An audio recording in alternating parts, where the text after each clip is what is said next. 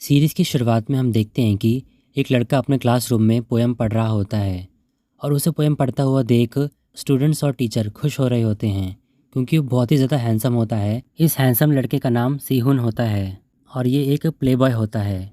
इसके बाद हमें एक लड़की को दिखलाया जाता है जो बहुत ही ज़्यादा रो रही होती है और ये लड़की सीहुन से बहुत ही ज़्यादा प्यार करती है, मगर सीहुन ने उसे छोड़ दिया होता है और ये अपना सारा दुख और तकलीफ़ सीहुन की ही दोस्त सूजी से कह रही होती है। सूजी उस लड़की से कहती है कि तुम सब कुछ भूलकर मूव ऑन कर लो। वो लड़की सूजी से कहती है कि प्लीज़ सीहुन से कहना कि मैं उसका हमेशा वेट करूंगी। इस पर सूजी कहती है कि तुम उस लड़के के पीछे इतना पागल मत बनो, तुम स्ट्रांग हो, वीक मत बनो। सूजी सीहुन के बारे में बताती है कि उसने कई सारी लड़कियों के साथ ऐसा किया है और उन्हें धोखा दिया है। सूजी कहती है कि लेकिन तुम उसके लिए स्पेशल थी, उसने तुम्हारे लिए मैसेज भेजा है कि तुम हमेशा खुश रहो और उन जैसों से दूर रहो। इस पर वो लड़की कहती है कि मुझे पता है कि वो एक बहुत बड़ा कमीना है, लेकिन फिर भी मैं उससे प्यार करती हूँ। और यहाँ पर सूजी उस लड़की को देखकर सोच रही होती है कि ये सीहुन के प्यार में कितना पागल हो चुकी है। ये सारी चीज़ें सीहुन और उसका दोस्त सीजू देख रहे होते हैं। सीजू सीहुन से पूछता है कि तुमने ऐसा उस लड़की के साथ क्यों किया। सीहुन बताता है कि वो लड़की मेरे डैड के साथ कुछ ज़्यादा ही फ्रेंडली हो रही थी और ये चीज़ मुझसे देखी नहीं गई। इसके बाद हम देखते हैं कि सीहुन के पास उसकी एक टीचर आती हैं और बुक पढ़ने के लिए उसे थैंक यू बोलती हैं। तभी वहाँ पर सूजी भी होती है और वो टीचर से कहती है कि आप तो सीहुन के साथ फ्लर्ट कर रही हैं, मुझे तो पता ही नहीं था कि आप फ्लर्ट भी करती हैं। सीहुन सूजी से कहता है कि ऐसा कुछ भी नहीं है। वो टीचर वहाँ से जाने लगती हैं, मगर सीहुन उन्हें रोककर कहता है कि मुझे आगे आपके लिए रीडिंग करने का टाइम नहीं मिल पाएगा क्योंकि मैं सूजी के साथ रोमांस में बिजी रहूँगा। सीहुन टीचर के सामने ही सूजी से क्लोज होने लगता है।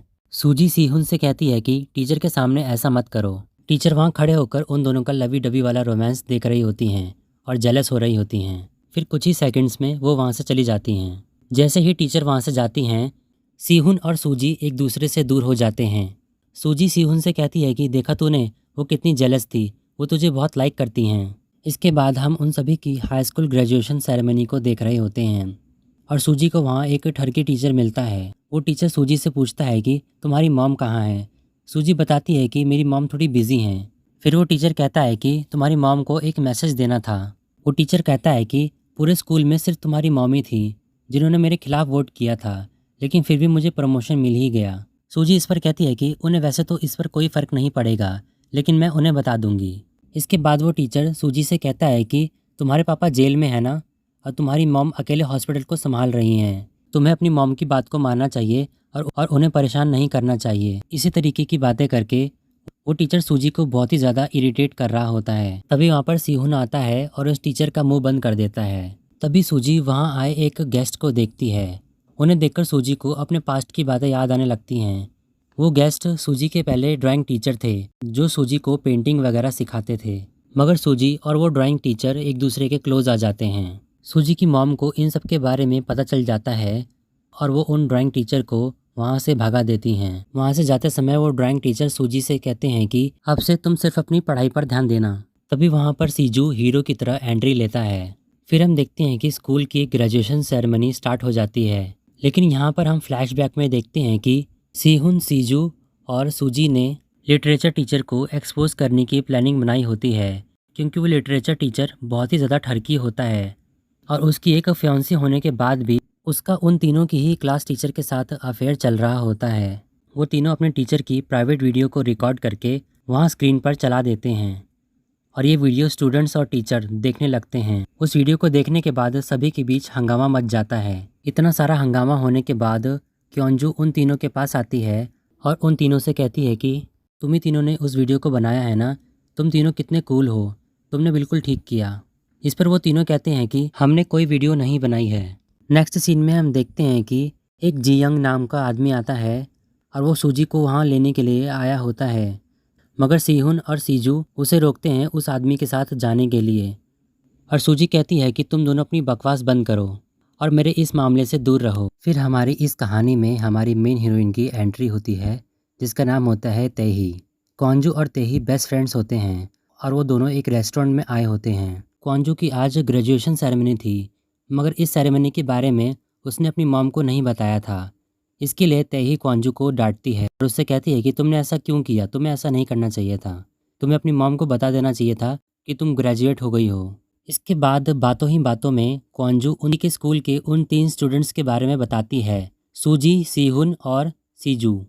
कॉन्जू बताती है कि वो तीनों बहुत ही ज़्यादा कूल हैं और तेही कॉन्जू की बात सुन रही होती है। कॉन्जू तेही से कहती है कि मुझे उनमें से एक लड़का बहुत ही ज़्यादा पसंद आया, क्या मैं उसके लिए अपनी सर्जरी करवा लूँ? तेही कहती है कि तुझे किसी और के लिए अपने आप को बदलने की ज़रूरत नहीं है, तू जैसी है वैसी ही अच्छी लगती है। अगले सीन में हम देखते हैं कि सीहुन और सीजू क्लब में होते हैं और वो सूजी को भी अपने साथ पार्टी करने के लिए बुलाते हैं, मगर वो मना कर देती है और कहती है कि मैं अभी जी यंग के साथ हूँ। के बाद हम देखते हैं कि उसी क्लब में कॉन्जू की मॉम भी आई होती हैं और वहाँ वो कॉन्जू की क्लासमेट से मिलती हैं। उन लोगों से उन्हें पता लगता है कि कॉन्जू ने ग्रेजुएशन की बात उनसे छुपाई है और इसी वजह से वो बहुत ही ज़्यादा वहाँ रो रही होती हैं। तभी वहाँ पर सीहुन और सीजू अपने एक दोस्त के साथ आ जाते हैं और सीहुन इतना बड़ा प्लेबॉय होता है कि वो कॉन्जू की मॉम को ही देखकर उन पर लाइन मारने लगता है। वैसे सीहुन को बिल्कुल भी नहीं पता होता कि वो लेडी कॉन्जू की मॉम है।